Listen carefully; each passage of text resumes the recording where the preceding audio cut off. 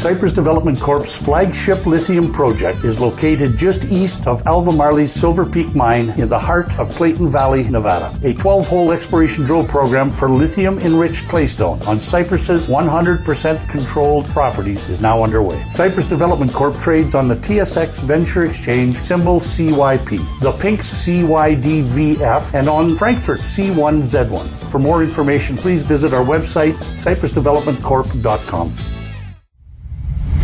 You're listening to HowStreet.com radio, available online at TalkDigitalNetwork.com. Welcome to HowStreet.com radio, the online source for market opinions. Here is Jim Goddard. My guest is Mike Shedlock. He's the editor of Mish's Global Economic Trend Analysis on maven.net/MishTalk. Happy Easter, Mish, and Happy welcome Easter. to the show. Hey, I hear you guys in Canada get it pretty easy. Off Friday and Monday. Yes. Is that right? Yes, it is, for people who get stat holidays courtesy of the government. Of course, in the private sector, for you and me, it's probably work as usual. Well, anyway, congratulations to the government workers in Canada for a well-deserved holiday, right? Exactly. Mike, debt deflation, is that really going to happen? I think so. I define it as I define inflation as an increase in money supply and credit with credit mark to market. And the reason why I define it that way is that's the way the real economy works. We have inflation when money supply is expanding, providing credit is expanding, but it's the mark-to-market aspect that's kind of important because even though they suspended mark-to-market accounting, banks know when they're capital impaired, and when they lend money like they did in houses or commercial real estate in 2005, 6, 7, and the value of that real estate plunged in 2008 and 2009. Banks become capital impaired. Businesses become capital impaired. They're unable to pay back their debts. You saw people walking away from houses. Money supply never crashed, but the value of those loans on the books of banks did crash. We had a stock market crash. We had a junk bond market collapse, and that's what's important here to the real economy. Meanwhile, the Fed is actively seeking 2% inflation, not realizing that it already has it in asset prices if it would just bother to look. So if we have another decline in the price of assets, and junk bond issuance is actually through the roof here, then the value of those junk bonds is going to sink. Banks once again will become capital impaired. Businesses won't want to borrow because they won't be able to pay back. Interest rates start to rise, especially on junk bonds. We're seeing that right now with Tesla. That's the process in which I'm talking about. Whether or not consumer prices rise 1% or 2% or whatever people think they are is actually irrelevant if we get an asset deflation crash, and that's exactly what I expect here. Is a recession around the corner? I think it is, but I've thought that for 3 years or 4 years maybe. Meanwhile, those betting on strong inflation have been wrong. Those betting on stronger economy have been wrong. We've essentially been muddling through for about 5 years now with approximately 2% growth, right on the borderline of recession for 2 years. Generally, the economy hits some sort of stall speed right in there and sinks into recession.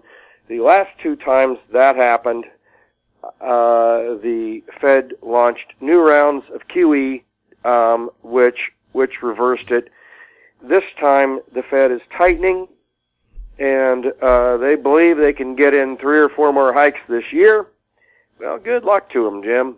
And I'm not saying they shouldn't hike because there is inflation. I'm not saying one way or another because I don't think we know. The Fed believes it knows where interest rates should be. I don't know. They don't know. They've proven they don't know because they've blown 3 consecutive bubbles with increasing amplitude here. So they certainly don't know where interest rates should be. They just don't see this latest bubble yet because it hasn't popped. We need to end the Fed cycle. We need to end the Fed. We'll have more with Mike Shedlock right after the break. MGX Minerals is revolutionizing the new energy economy with patented lithium extraction technology, replacing traditional solar evaporation using low-cost, low-energy nanofiltration. The first system of this paradigm shift technology is currently being commissioned. MGX Minerals trades on the CSE, symbol XMG, the OTCQB, symbol MGXMF, and Frankfurt, symbol 1MG. For more information, visit our website, mgxminerals.com. Hi, I'm Douglas Mason, President and CEO of Rainy Mountain Royalty Corp., RMO, on the TSX Venture Exchange.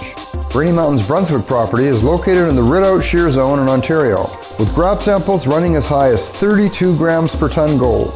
A follow-up drill program to test numerous targets located by recent groundwork is planned for early 2018. Please visit our website at rmroyalty.com. Welcome back. We're speaking with Mike Shedlock. Mish, if there is a recession, will President Trump be blamed for it? Well, he sure won't take the blame for it. Let's put it that way. Yeah, people will blame him. Of course they will. It's not really, it won't be his fault. It'll predominantly be the Fed's fault, maybe the Fed and Congress, if you want to look at it that way. Certainly we have excess public spending here, without a doubt. The tax cuts are not going to benefit very many consumers, especially at the low end. So the idea that the tax cuts were going to spur this huge economic growth is already starting to come into question here by most people. I questioned it from the outset. Here we are. The latest GDP forecast just came out today from GDP Now. Hopped up from 1.8% to 2.4%. That looks like another muddle through. However, if one dives into the detail of that, all of today's jump was inventory adjustment. Inventory numbers came out yesterday, really strong. Retail sales numbers came out today. Again, weak. We've already known that because we've had 2 week retail spending reports. But real consumer spending, which is a driver of GDP, is actually negative on the year. So those who believe that we're going to have a strong first quarter, I believe are mistaken. 2 months are in already, and real consumer spending is negative. So the bottom line number, GDP Now comes out with that. You have to dig around for it. But it's in one of the tabs. I've got 57 or 60 or something. Some huge number of tabs. Maybe it's in the 40s on their Excel spreadsheet. But you can find the real bottom line number, and that was at 1.2%. So that's what we're looking at here for the first quarter. Now, if retail spending remains weak, I don't know if it will. I suspect it will. But maybe it does, maybe it doesn't. If it does remain weak, then we've had this inventory build here for no reason. So that will cause pullbacks, and unless spending takes off, we are going to be flirting with recession once again. Could you see Facebook, which is falling in value, bringing down the entire NASDAQ index? Well, it's a huge component of it.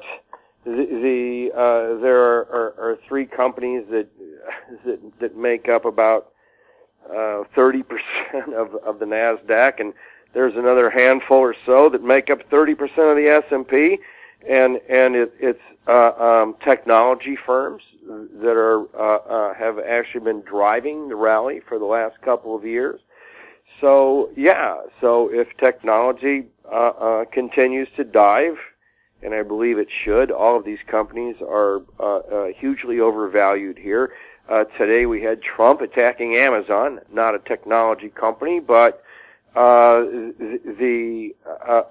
of these high flyers here now, the valuations of them is coming into question.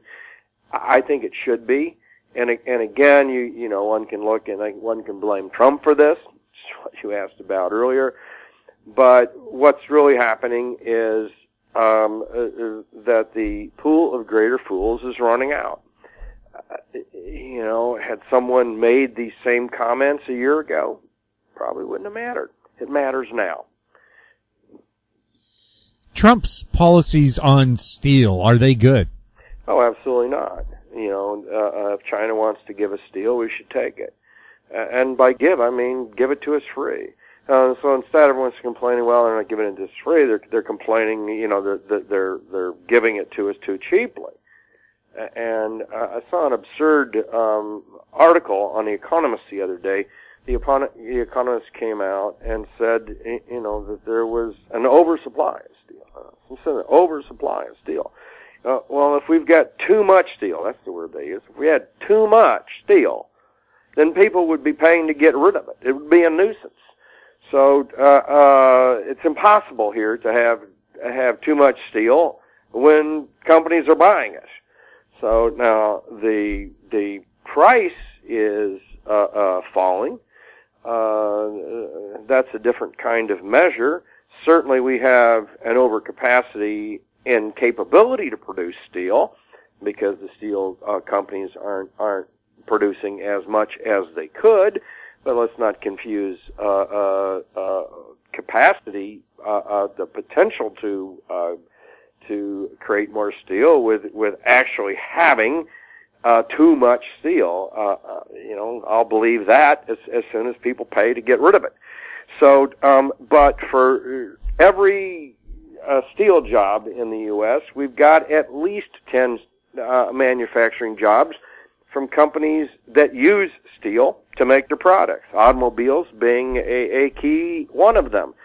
So a hike in steel prices, especially if it's just the U.S. doing it, it's going to hurt the auto manufacturers here in the U.S. more than it's going to hurt global manufacturing. So the idea is crazy. But that's what we're doing. It rates to raise prices. It rates to slow down any of the businesses that use steel, the purchasing of them. It is decidedly a net negative for the economy, although one can say it's good for the steel workers. A very poor trade-off. We'll have more with Mike Shedlock right after this. Avon Resources Limited is a gold exploration company with significant projects in British Columbia, Saskatchewan, and the Yukon. Trading on the TSX Venture Exchange, symbol ABN, and the pink symbol ABN-AF. Surrounded by world-class gold deposits and mines, Avon's 23,000 hectares Forest Kerr Gold Project is located in the heart of the Golden Triangle in northwestern BC. For more information, visit us at avonresources.com. Don't miss out. Stay informed. Receive the HowStreet.com weekly recap with thought-provoking podcasts, radio, and articles delivered to your inbox. Sign up for the HowStreet.com weekly recap on our homepage at HowStreet.com. Welcome back. We're speaking with Mike Shedlock. Mish, President Trump says trade wars are good and easy to win. Is that true? Well, they're neither good nor easy to win. But actually, let me clarify that here. It depends on what you mean by win. And so many people that have said, well, we can win this trade war. The Financial Times had an article out there last week, and a guy who I respect for his opinions on what is about to happen, I equally disrespect on his ideas on what is good or what should happen. The guy named Wolfgang Munchu, he writes the Euro Intelligence. He had an article out there on the Financial Times saying that he thought that Trump could easily win the war. But he never really described what win means. Win means, in my opinion, shooting yourself in the foot.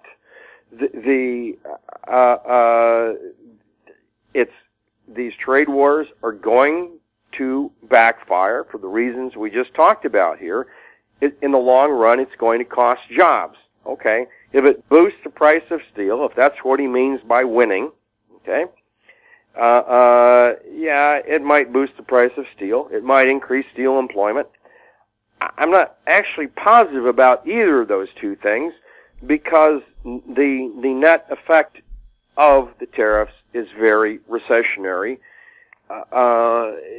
If carried with a lot of retaliations from other countries, it can act similarly to what the Smoot-Hawley tariffs did in the Great Depression, which is make matters worse, which is exactly what I expect. Now, if someone wants to label that as winning, okay, yes, it is very easy to win a trade war because winning means apparently winning means inflicting more pain on the other guy than you have yourself. So you can shoot off, it's okay to shoot off your foot as long as it causes your opponent to shoot off 2 feet. That's what winning a trade war really means. So you have a bunch of people stomping around with artificial feet. Well, figuratively, yes. I just watched the documentary on the Civil War again, and some states, a fifth of their budget was going for artificial limbs. That's what you're doing to yourself. That's pretty much right. Yeah, so you can, without a doubt, inflict some degree of pain on other countries with these tariffs, but you're also doing it to yourself. Mish, thank you so much for chatting with us. Pleasure to be on, and we will catch you in a week. My guest has been Mish Shedlock, editor of Mish's Global Economic Trend Analysis on maven.net/MishTalk. You're listening to HowStreet.com Radio. Any questions for our guests or the show can be sent to info@HowStreet.com. I'm Jim Goddard. Thanks for listening. Comments made on HowStreet.com Radio are an expression of opinion only and should not be construed in any matter whatsoever as recommendations to buy or sell any financial instrument at any time. Available online at TalkDigitalNetwork.com. HowStreet.com Radio is a production of HowStreet Media Incorporated.